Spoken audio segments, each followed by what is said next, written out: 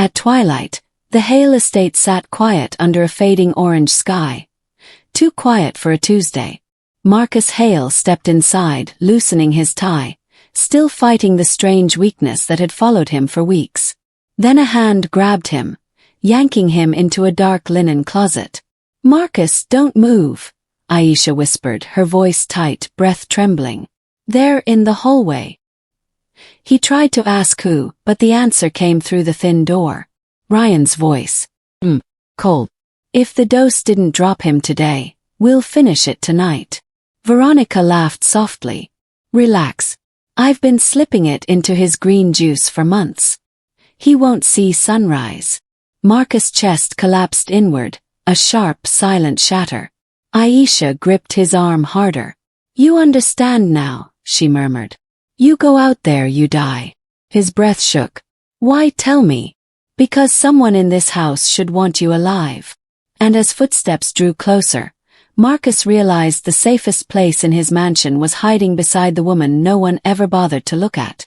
For more gripping stories, don't forget to like and subscribe to Canada's Heartfelt Tales. Marcus stayed frozen in the closet long after the footsteps faded, the walls closing in with a pressure he'd never known in his own home.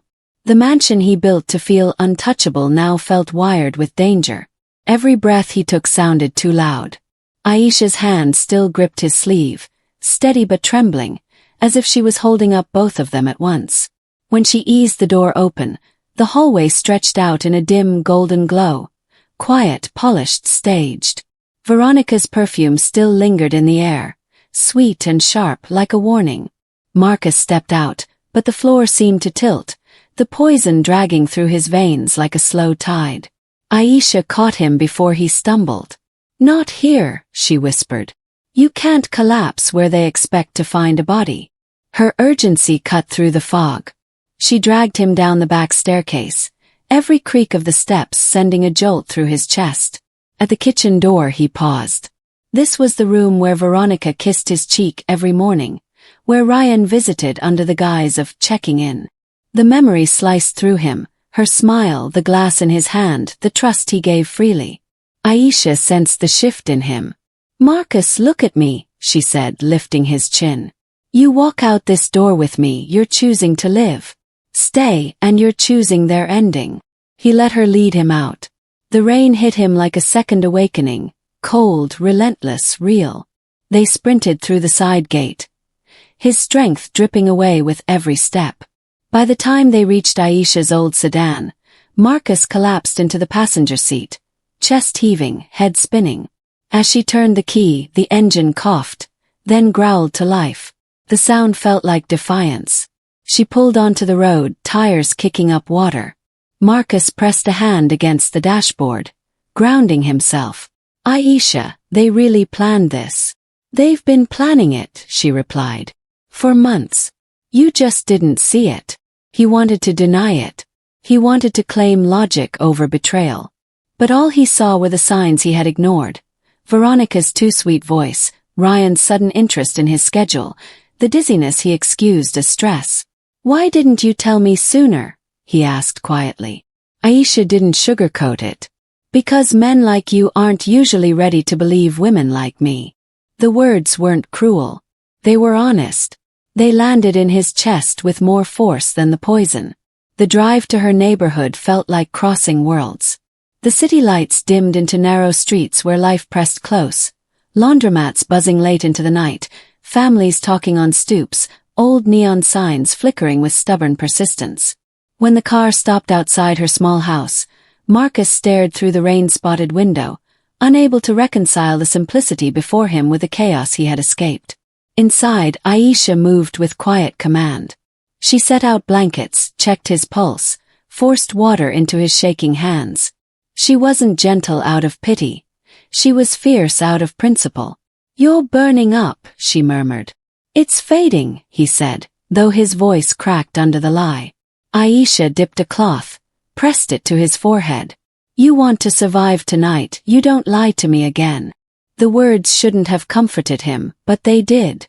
4 hours, she stayed by his side while he drifted in and out of fevered memories, Veronica's laughter at dinner parties, Ryan's smug grin in family photos, the morning juice he lifted to his lips without question. In those hours, Marcus learned something terrifying. Betrayal didn't come with alarms. Came quietly, disguised as routine. By the third day he could stand without collapsing. But the fear didn't shrink, it sharpened. Every sound outside made him tense. Every passing car turned his stomach. Aisha watched him with cautious eyes, knowing the weight of realizing your life wasn't yours. "You don't get to break now," she told him. "You get to fight."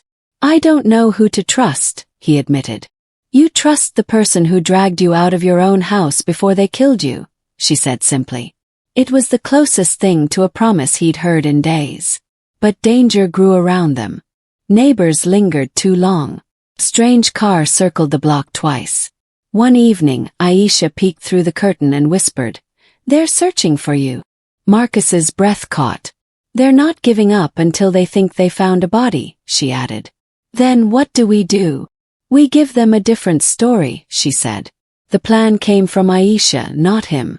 Marcus realized he had built an empire with people who only smiled for leverage, yet the best strategy he'd ever heard came from the woman he once overlooked. She took him to the scrapyard at dawn. The air reeked of rust and gasoline, the ground slick with oil. "Drop it," she said. He stared at his phone, his lifeline, his calendar, his deals, his connections. Everything that shaped his identity hummed inside that slim metal frame. "Aisha, this is my whole world." "No," she said. "Your world tried to bury you. Let it go." He dropped the phone. She took his watch and hurled it deeper into the heap, where it disappeared with a dull metallic thud. "Now," she said, breathing hard, "you don't exist. And men who don't exist are hard to kill." The moment the lie of his disappearance spread, their path changed. They moved like shadows through the city. Back streets, dim cafes, safe corners Aisha knew from a lifetime of staying unnoticed. Marcus learned to hide his posture, lower his gaze, walk like someone who didn't command rooms. And in that anonymity, he started to see Aisha differently, not as an employee, but as the only person who ever looked at him without wanting anything in return.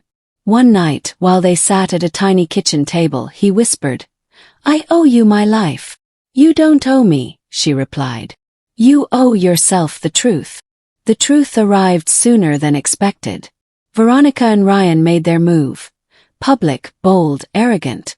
They held a charity gala in honor of Marcus, disguising celebration as mourning, their faces carefully trained into grief.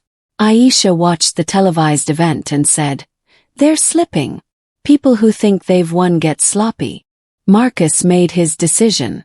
"I'm done hiding," he said. "You're still weak," she warned. "But I'm alive," he replied. "And they need to see it." At the gala, the lights were blinding, the music swelling through marble halls where Marcus once made million-dollar deals. He walked in through the service entrance, Aisha by his side, blending into the crowd with her quiet strength. The moment Ryan's eyes found them, his smile snapped. His jaw tightened. He stalked toward Aisha first, anger twisting his face. "You," he hissed. "You ruined everything." Aisha didn't flinch. Marcus stepped forward. "She saved my life." Ryan turned, and for the first time, fear flickered in his eyes. "Marcus, you're supposed to be." "What? Dead?" Marcus asked, voice cold enough to still the air around them. Ryan grabbed his arm, desperate. "We can fix this." "We can." Marcus cut him off with a punch so sharp the crowd gasped in unison. Ryan fell, clutching his jaw, shock ripping through him. Security rushed in, but they weren't there for Marcus. Through the parting guests came federal agents.